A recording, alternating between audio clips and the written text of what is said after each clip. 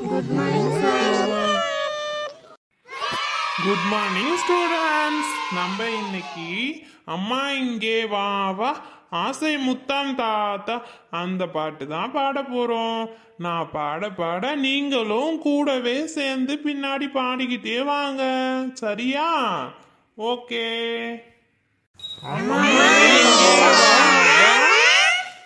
ஆசை முத்தம் தாத்தா இலையில் சோறு போட்டு ஈயை தூர ஓட்டு உன்னை போன்ற நல்லால்